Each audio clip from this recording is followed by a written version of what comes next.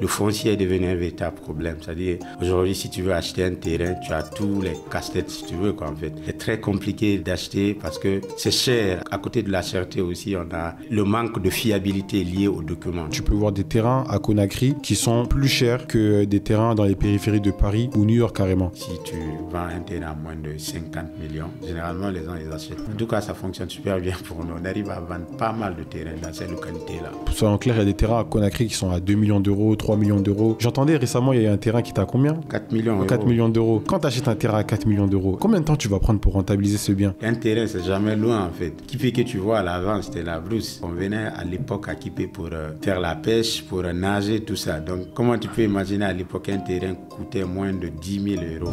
Aujourd'hui, on s'attaque à un sujet aussi passionnant que complexe. L'immobilier en Guinée.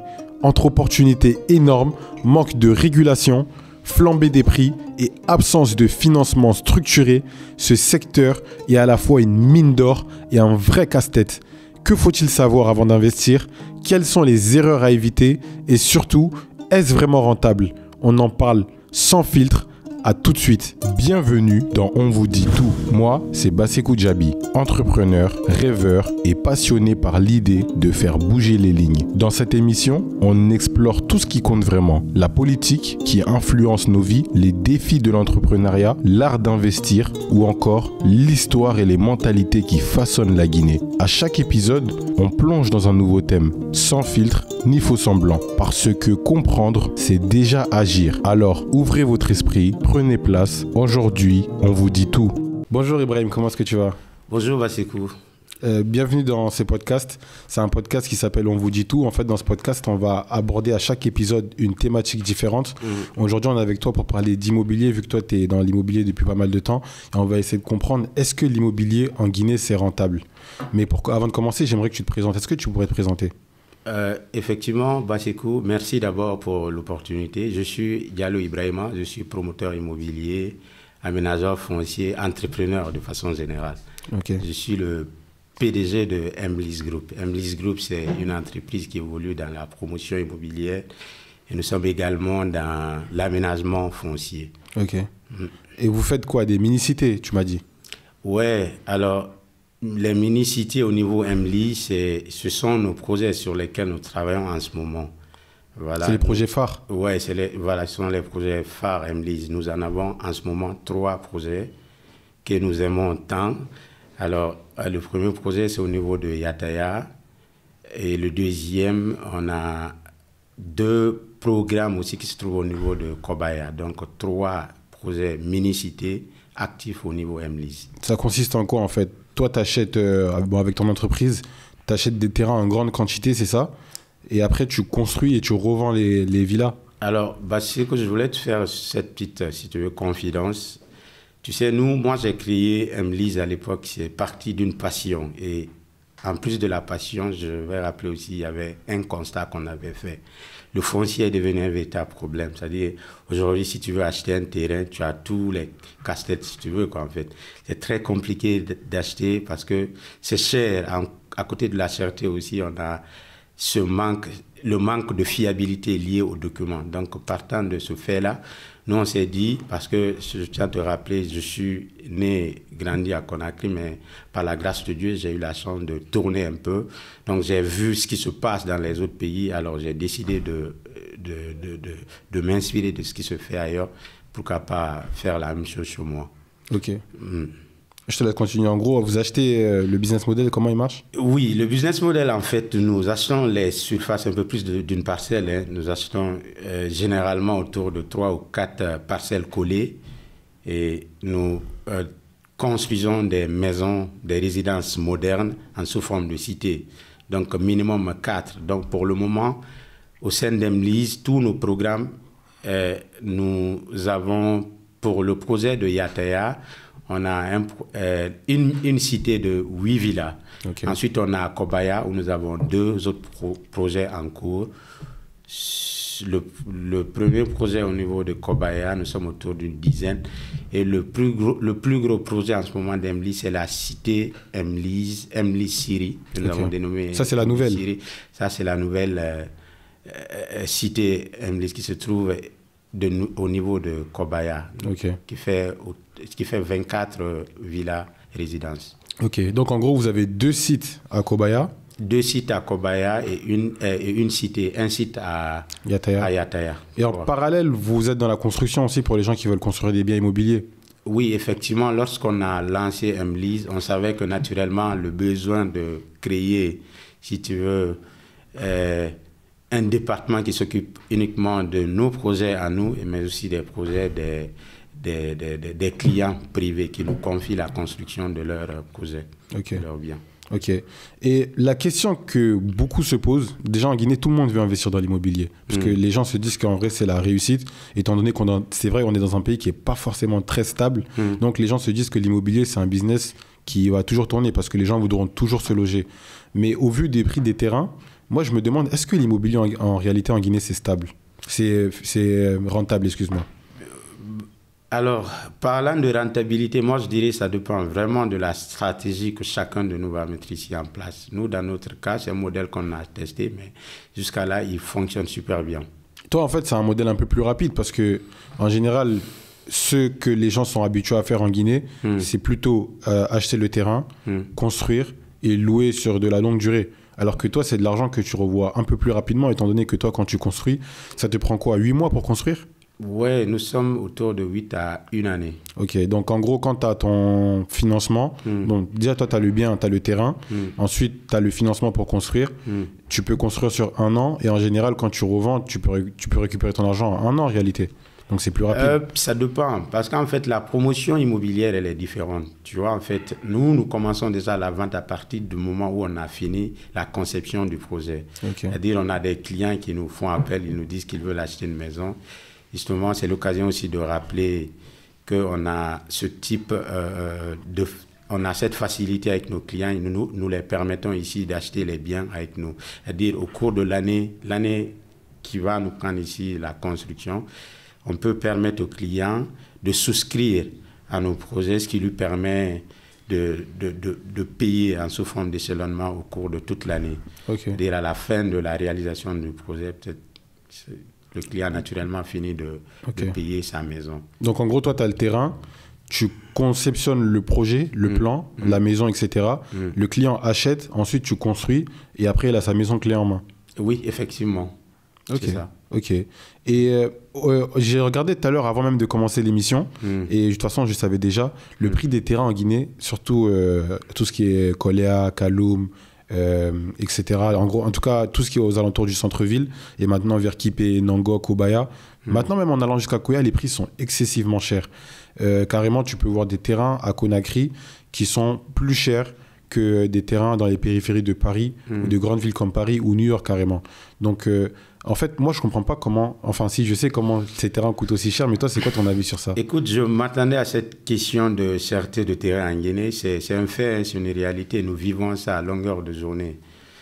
Mais moi, je pense que ça dépend de où vous voulez acheter votre terrain, votre bien.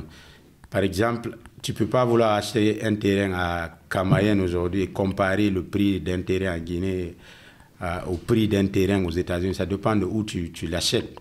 Mais après, ça reste l'immobilier. La valeur va monter. Parce que dans les statistiques, on est considéré comme l'un des pays les plus pauvres de la planète, en tout cas sur les chiffres.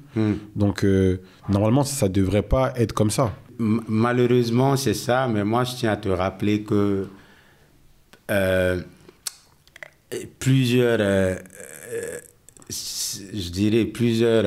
facteurs peuvent expliquer ça, même si après il y a la spéculation autour des biens immobiliers. Tu n'es pas sans savoir aussi que aujourd'hui en Afrique, l'immobilier c'est l'un des moyens que beaucoup de personnes utilisent pour blanchir, si tu veux, l'argent. Je pèse mes mots. Voilà. Donc, moi, je pense qu'il y a beaucoup ça aussi qui fait en sorte que l'immobilier devient beaucoup cher chez nous. Moi, c'est mon avis parce que ici, les gens ont beaucoup de cash, des fois qu'ils obtiennent dans des manières un peu louches. Et quand tu as toute cette liquidité, la manière où tu peux blanchir ton argent facilement, c'est à travers l'immobilier. Donc, c'est tellement clair. Et il y a, à côté de blanchir, si tu veux, l'argent, c'est que... En Afrique, où je vais parler de la Guinée, puisqu'on est dans le cas guinéen, c'est que les gens manquent de projets. Et que ça fait que quand tu as de l'argent, tu ne vas pas mettre l'argent là ailleurs. Donc, ça fait que les gens sont habitués à ce modèle-là. Au lieu de prendre ces milliards-là, mettre ça dans un projet où peut-être ils vont embaucher des centaines, voire même des milliers de jeunes, ils préfèrent mettre ça dans l'immobilier. En fait, c'est la seule finalité que les gens qui ont beaucoup d'argent ont. Quand ils ont de l'argent, on se dit qu'est-ce qu'on peut faire. Forcément, ça va être l'immobilier. Oui, malheureusement, oui, c'est ça. On espère que ça va changer. Parce que oui, il y a pas mal de projets quand même qui peuvent être intéressants. Et malgré ça, on manque de logement. Oui. Malgré ça, il y a un manque de logement. Je suis d'accord avec toi. Et tu penses que quand tu achètes un terrain, par exemple, parce que, pour soyons clairs, il y a des terrains Conakry qui sont à 2 millions d'euros, 3 millions d'euros, voire... j'entendais récemment, il y a un terrain qui était à combien? Et j'ai oublié les chiffres. Qui était à 4 millions. 4 millions d'euros. Quand tu achètes un terrain à 4 millions d'euros, combien de temps tu vas prendre pour rentabiliser ce bien? Tu vois, en fait, c'est compliqué. Comme on l'a rappelé tout à l'heure, là, les gens ils sont pas forcément informés par rapport à d'autres projets. Donc, ce qu'ils ont dans la tête, c'est l'immobilier ou rien. Donc, ils sont pas forcément dans... Je prends par exemple, moi, dans mon cas, quand on est venu, il y a beaucoup de gens qui nous ont dit, écoute, vous auriez pu mettre votre argent dans la construction des immeubles. Si tu te rappelles, il y a un milliardaire malien qui a fait la une des réseaux sociaux qui disait que mettre de l'argent dans l'immobilier, c'est jeter son argent par la fenêtre.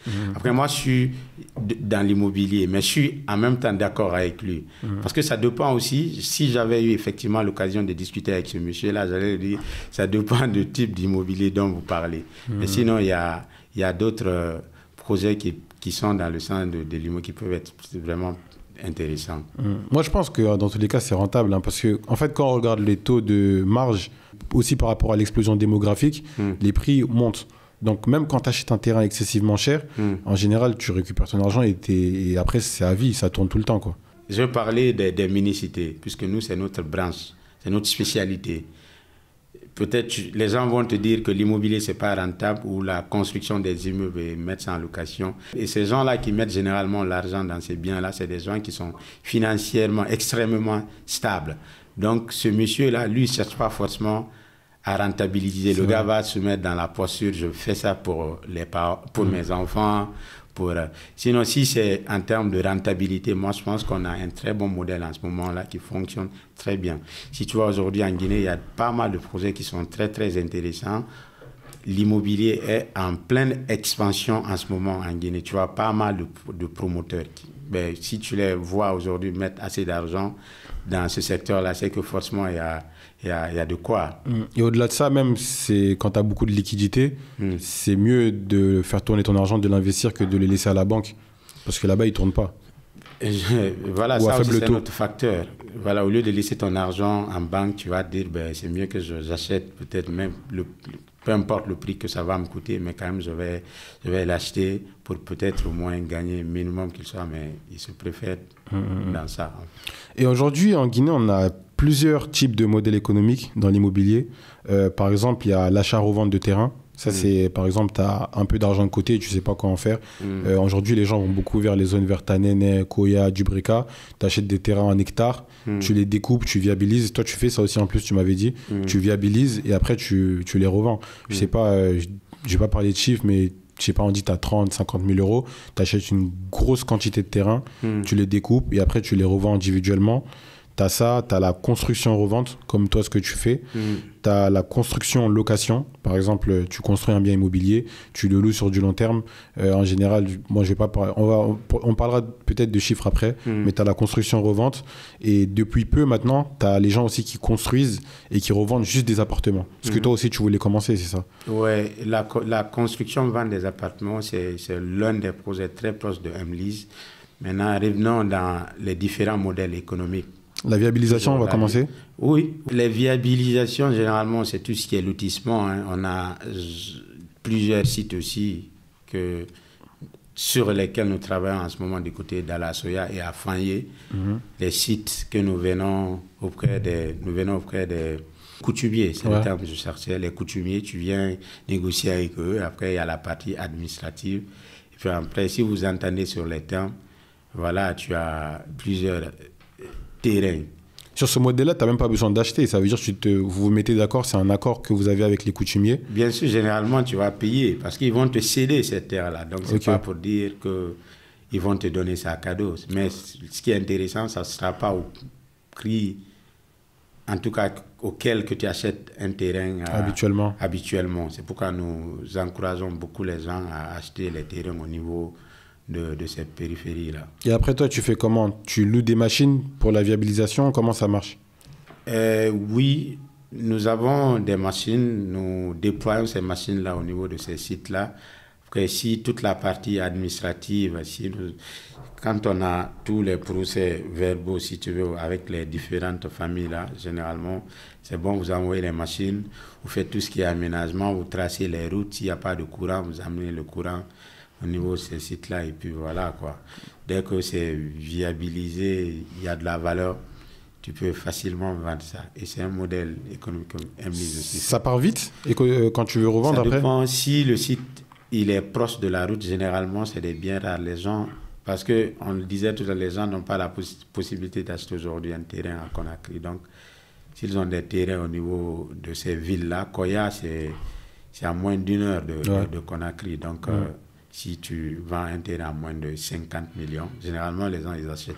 En tout cas, ça fonctionne super bien pour nous. On arrive à vendre pas mal de terrains dans ces localités-là. OK. Et toi aussi, tu as été sponsor de Miss Guinée. C'était dans le cadre de ce projet-là aussi? Oui, par rapport à la viabilisation? Oui, en 2024, on a effectivement accompagné le Comisigui en octroyant une parcelle à la Miss. Oui. Ok, parce que quand tu as ce modèle économique-là, vu que tu as... Parce qu'en fait, quand tu achètes en grande quantité, tu te retrouves avec beaucoup de terrains et tu dois les vendre un à un, ou bon, ça arrive que tu as des gens qui achètent beaucoup, mais tu dois essayer de toucher la masse, donc tu as besoin de beaucoup communiquer aussi pour vendre. Oui, après on est connu pour ça, hein, pour ce qui est de vente de terrain et de maison, on a déjà notre portefeuille, donc c'est pourquoi nous travaillons sur les projets. Il faut que ça soit en fait fiable. C'est pourquoi je te parlais. Aujourd'hui, c'est facile de se connaître, mais aussi facile de descendre. C'est pourquoi nous veillons à ce que ce soit des sites vraiment avec moins de problèmes. Ok. Et pour toi, c'est quoi les zones géographiques où c'est les mieux d'acheter des terrains? Ou là où ça peut être le plus rentable? Parce qu'il y a plusieurs modèles. Il y a des gens qui se disent, moi, ça peut être mon avis même, en tout cas pour les gens qui ont de l'argent, tu te dis, je m'en fiche, j'achète un terrain en plein centre-ville, peu importe le prix. Et dans tous les cas, tu te dis que tu auras toujours de la demande, tu as un locataire qui sort, tu as un locataire qui rentre, et tu te dis, je préfère celui-là, ou tu as des gens qui te disent, je vais aller m'éloigner un peu plus, aller à Koya, où Tanen et maintenant, les gens vont de plus en plus loin, même vers Bokeh, et je vais essayer d'acheter un terrain pas cher, construire un bien, et attendre que le bien prenne de la valeur. Donc, tu as plusieurs stratégies. Ouais, après, les gens, ils vont pas dans ces zones-là, parce qu'ils veulent vraiment. Après, ça dépend de ton budget. Mais c'est pourquoi nous rappelons aux gens, il faut acheter, arrêter de dire que le terrain, il est loin. Un terrain, c'est jamais loin, en fait. Tu vois, à l'époque, qui fait que tu vois à l'avant, c'était la brousse. Moi, je me rappelle, parce que j'ai grandi à Taouya, donc on venait à l'époque à Kipé pour faire la pêche, pour nager, tout ça. Donc, comment tu peux imaginer à l'époque un terrain coûtait moins de 10 000 euros? Moi, je te parle des années 2000, 90. Tu pouvais acheter un terrain dans la zone de Kipé à moins de 10 000 euros. Mais si je savais, j'aurais acheté pas mal de terrains à Kipé. Mais ça, c'est lié aussi, c'est pas seulement lié au fait que ça soit loin, c'est lié aux stratégies de l'État. Parce que c'est l'État qui a fait que ces zones-là se sont développées rapidement. Ça s'est développé plus rapidement que d'autres zones qui sont peut-être plus proches de la ville que Kipé. Ouais, je pense qu'il y a l'État, mais aussi, il faut rappeler que dans la culture guinéenne, les gens aiment beaucoup être propriétaires. Du coup, la population guinéenne, elle est très, si tu veux, courageuse dans ce sens-là. Les gens, ils achètent beaucoup de terrains, ils construisent beaucoup. Comme tu connais en Afrique, si tu ne construis pas, tu vois ce qu'il y a derrière, quoi. Et tu penses que là-bas, c'est des bonnes zones? Quand tu veux être rentable, en tout cas, pour gagner de l'argent, quand tu achètes dans ces zones-là? Oui, moi, je pense que oui. Mine de rien, je te rappelle que la zone de Koya, aujourd'hui, c'est une zone très intéressante. L'État travaille sur pas mal de projets. Il y a le projet de Simandou qui est autour de Maféré. Il y a les rails qui traversent la zone. Et également, il y a un projet de port d'aéroport, je crois. Bon, il y a un port et je crois qu'il y a un projet d'aéroport aussi qui doit se faire très bientôt. Donc pour moi, ce sont des zones qu'il ne faut pas du tout négliger. C'est vrai, parce qu'il y a plein d'infrastructures qui viennent dans la zone. Oui. Et la plupart de nos sites sont dans cette zone-là. Ouais. C'est vrai. Et du coup, parce que quand je parle des zones géographiques, moi, le constat que j'ai fait, c'est que maintenant, tu as beaucoup de gens. Là, on va parler vraiment rentabilité. Tu as beaucoup de gens qui vont aller dans des zones assez reculées de Conakry pour construire des gros buildings. Alors que, en fait, ils vont essayer de se comparer à des gens qui ont construit les mêmes buildings en ville. Sauf que moi, là, je vois que ça ne peut pas être aussi rentable parce que les prix dans ces zones-là ne vont pas coûter les mêmes prix que quand tu achètes en ville. Par exemple, quand tu vas, je sais pas, à Dapompa, dans des bas-fonds reculés, et que tu vas pour y construire un R+5, R+6, R+7, R+8, et que tu ne pourras pas être aussi rentable que quelqu'un qui va le faire en ville, parce que celui qui va le faire en ville, déjà, il aura toujours de la demande au niveau de ses loyers, et au niveau des prix et tout, ça sera beaucoup plus attractif. Et au final, quand tu vas regarder le chiffre d'affaires que lui va faire et toi ce que tu vas faire, il y aura un gros écart. Alors que dans la construction, vous aurez investi la même chose. Parce que la main-d'œuvre, c'est le même prix, le ciment, il coûte le même prix pour vous deux. Et au final, là où l'écart se crée, c'est dans la valeur du prix du terrain. Donc, est-ce que vous ne voudrez pas mieux investir, rajouter sur le prix du terrain et aller dans des endroits en pleine ville ou essayer d'aller dans ces endroits reculés là juste pour des questions de... Bon, on ne peut pas dire juste parce que c'est beaucoup d'argent quand même, mais pour des questions d'écart de prix du terrain. Dans la culture, le Guinéen, il aime dire que ça, c'est mon immeuble. Les gens, ils aiment ça. Mais après, derrière, voilà... l'importance aussi de l'existence de nous, les professionnels, si tu veux, de l'immobilier. Tu vois, parce que par exemple, si moi, tu m'approches aujourd'hui pour me dire que tu veux construire un immeuble à Symphonia, je te dirais de ne pas le faire. Maintenant, après, ça dépend de toi, c'est ton argent, tu as le choix de le faire ou pas le faire. Mais si, par exemple, moi, si j'ai de l'argent aujourd'hui, je ne ferai pas de la location, construire un immeuble pour le mettre en location dans certains quartiers de Conakry. Parce qu'à Symphonia, le loyer doit coûter combien à peu près? Il est très bas. C'est généralement moins de $150. Okay. Moins d'1,5 francs guinéens. Okay. Tu vois la marge, t'imagines, tu achètes ton terrain à, je dirais, 1 milliard, 1,5 milliard, d'accord? Tu vas mettre encore un autre 1 milliard ou 1,5 milliard. Si c'est un grand immeuble, on va parler de plusieurs milliards. Donc, 5, 6, 7 milliards. Voilà. Donc, combien de temps cela va te prendre pour que tu puisses amortir l'investissement, l'argent que tu as? Moi, je pense que même c'est même possible que tu rentabilises jamais ton argent parce que ton bien va te demander beaucoup de travaux. À chaque fois que les locataires rentrent, ils sortent. Et quand tu as un loyer à 1,5 million et que tu as un locataire qui sort, imagine, il t'explose des portes, des WC, des carreaux. Tu vas toujours changer des trucs. C'est ça aussi la location. Et en fait, tu vas jamais être rentable dans ces zones-là. Ouais, ça va être très compliqué. Comme je l'ai dit, il y en a qui se plaisent bien dans ça. Ils veulent juste avoir un bien qu'ils vont regarder tous les jours. Voilà, c'est aussi ça chez nous. Les gens, ils aiment avoir les immeubles. Et voilà. Mais par contre, quand tu es en ville, c'est différent. Quand tu es dans une zone comme Koléa, Kaloum, Minière, des zones un peu plus proches, où les loyers sont un peu plus élevés, tu peux avoir des loyers à 5, 10, 15, 20, j'ai même vu des loyers à 40, 50 millions, c'est un peu différent. Voilà pourquoi les terrains sont chers dans ces zones-là. Tu vas avoir un terrain ici à 5 ou 10 milliards, c'est aussi ça. Ça dépend de la zone. C'est pourquoi c'est souvent compliqué de dire que oui, un terrain genre les terrains sont plus chers en Guinée que par exemple en France, parce que ça dépend de où tu veux acheter le terrain en France. Mais malgré le terrain qui coûte 5, 10 milliards comme on a dit, ça te fait 10 milliards, c'est 1 million d'euros. On va dire que tu vas construire ton bien pour, je sais pas, 500, 600 000 euros ou plus si tu veux faire quelque chose de très luxueux. Donc on est à 15 milliards de francs guinéens, on va dire. 1 500 000 euros. Mais ton bien, s'il est bien fait en tout cas, il n'y a pas d'erreur, tu peux avoir des loyers faciles à 1000, 1500 $. Si tu réduis, tu essaies d'être raisonnable à 800 $. Donc chaque année, il peut te ramener facile 150, 200 000 euros. Donc on va dire, en 10 ans, tu as largement récupéré ton argent. Et après, ton bien immobilier t'appartient. Et tu peux même investir il peut te permettre d'investir dans d'autres biens après. Donc là, en fait, quand tu investis dans une zone en ville, c'est totalement différent de lorsque tu investis dans une zone un peu plus reculée. Pourtant, il n'y a pas une grosse différence entre... parce que la construction va te coûter le même prix. techniquement. Tes maçons, ils vont pas te coûter plus cher que ça soit en ville ou à Sanfonia. C'est que ça dépend de l'objectif de chacun se fixe. Toi, tu veux construire un immeuble par rapport à un objectif donné. L'autre, il veut le faire. Mais si, en tout cas, c'est moi, je devais te donner les conseils, je pense que la location, franchement, c'est le dernier des business que je ferais, surtout pour quelqu'un qui est au début. C'est pas un business auquel il faut s'atteler. Ok, mais plus quand tu as déjà réussi, quoi. Quand tu as déjà, voilà, quand tu as déjà un autre business qui te rapporte beaucoup d'argent. Voilà, là, tu n'as aucun problème. Tu peux aller planter un immeuble, soit à Kaloum, soit où tu veux, mais franchement, ouais, ça va, tu as de l'argent. Cherche juste à, si tu veux, stabiliser ce que tu as. Ok. Il y a la question de la fiabilité aussi, parce qu'il y a énormément d'escroqueries au niveau des terrains. Régulièrement, on voit des gens qui vendent des terrains à 2 personnes, 3 personnes, 4 personnes différentes. Des fois, toi, tu peux venir dans l'immobilier en te lançant, en te disant, je vais acheter un bien, un terrain.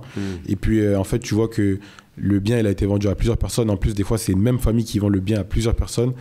Comment on doit essayer de se renseigner avant d'acheter un bien sur le plan juridique, en termes de documents? Tu sais, en fait, les gens, ils veulent pas, si tu veux, suivre les tendances. C'est que les gens, ils veulent juste rester dans l'ancienneté. C'est-à-dire, les choses ont changé, les choses ont évolué. Aujourd'hui, si tu veux acheter un terrain, c'est vrai que nos parents, ils veulent toujours passer par les parents. Cette méthode-là, après, je ne suis pas en train de dire que tous les parents, ils ne sont pas honnêtes, mais il faut faire très attention. Par exemple, moi, j'ai créé Emly, je ne suis pas venu ici pour c'est qu'il y a le nom de mon entreprise derrière. Donc, si je te propose un bien, sois-en rassuré que c'est fiable. En fait, parce que nous, on a effectivement les outils qui nous permettent de vérifier tout ça. Maintenant, le parent, même s'il a la bonne foi, il veut t'aider, mais est-ce qu'il a cette compétence-là? Est-ce qu'il a cette expertise de pouvoir te vérifier au niveau de la nature, au niveau de la conserve? Est-ce qu'il a ça? Généralement, non, les gens, ils ne savent pas parce que ce n'est pas leur travail.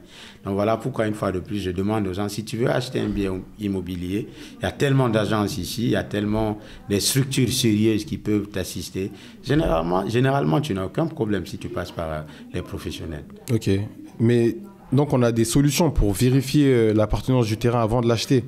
Oui, effectivement, c'est vérifiable. Tu peux passer par un notaire. Le notaire, généralement, il travaille avec un géomètre. Le géomètre, il va venir, il va faire les levées sur le site.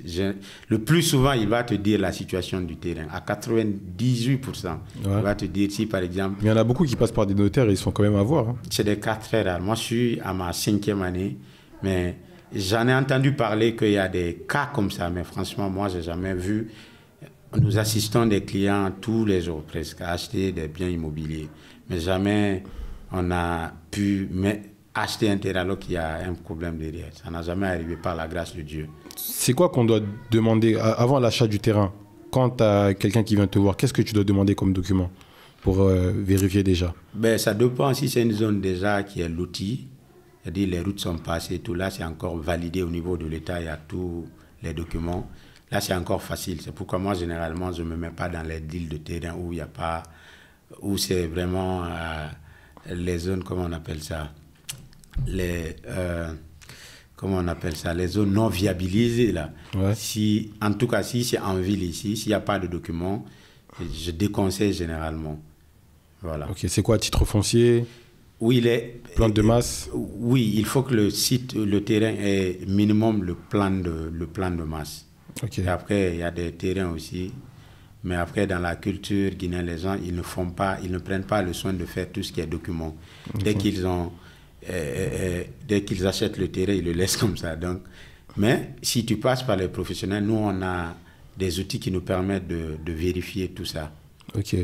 Et maintenant, depuis récemment, on a aussi la partie immobilière où les gens construisent des biens immobiliers, des immeubles et revendent des appartements. Ça, c'est vraiment récent, il y en a qui commencent à le faire. Toi, tu crois à ce business model en Guinée? Oui, il est très intéressant. Les Chinois, ils l'ont démontré ici. Si tu vois, la plupart des projets au niveau de Plaza, tout est écoulé. Donc, mais eux, c'est des villas ou c'est des appartements? Ils font les deux. Ils font les villas et ils font aussi les appartements. Mais encore une fois, ça dépend de la zone. C'est pourquoi en immobilier, l'emplacement, il est super, super important. Parce que toi, aujourd'hui, tu peux décider de construire un immeuble où tu vas décider de vendre les appartements. Si tu fais ça, par exemple, à Kagbele, crois-moi que tu ne vas pas pouvoir vendre les appartements aussi facilement que quelqu'un qui va le faire. Le plus important, c'est la zone. C'est la zone, franchement. C'est la zone. Mais est-ce que les Guinéens ont cette culture d'acheter des appartements encore? Oui, les gens commencent à en avoir.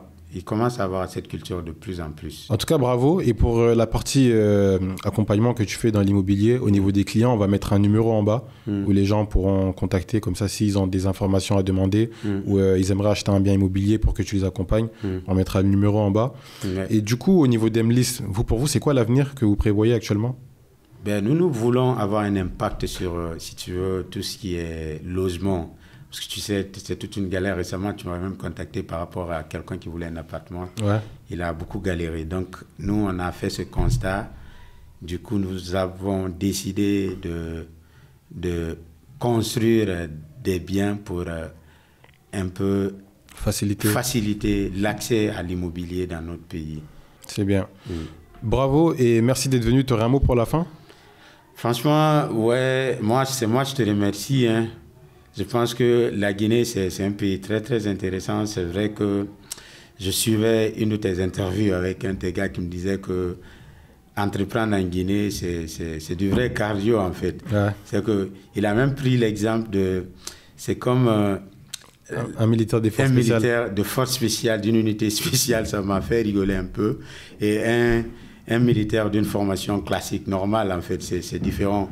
En Guinée, c'est vraiment, moi je pense qu'ici, c'est vraiment une formation d'unité spéciale, parce que c'est très compliqué.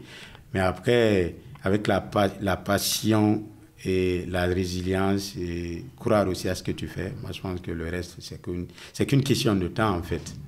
Ça va se faire, oui. C'est vrai, Inch'Allah. Merci d'être venu. Et on se dit à bientôt. Merci Basekou, c'est un plaisir. Ce contenu est produit par Starter Productions. Bonjour, permettez-moi de prendre un instant pour aborder un sujet crucial. Je suis Basekou Djabi, le fondateur de Starter Productions, une société spécialisée dans la production audiovisuelle, dévouée à amplifier votre communication. Que vous soyez une entreprise en quête de nouveaux clients ou une institution désireuse de promouvoir ses activités, nous sommes là pour vous accompagner. Si vous aspirez à aller plus loin, notre équipe de Shams Communication peut concevoir une stratégie sur mesure pour accroître votre visibilité et propulser vos activités. Enfin, pour immortaliser vos moments personnels mémorables tels que les mariages, Starter Events est à votre service. N'hésitez pas à nous contacter sur l'un de nos divers réseaux sociaux ou via WhatsApp au numéro suivant, le 00 224 627 94 25 59. Le 00 224 627 94 25 59.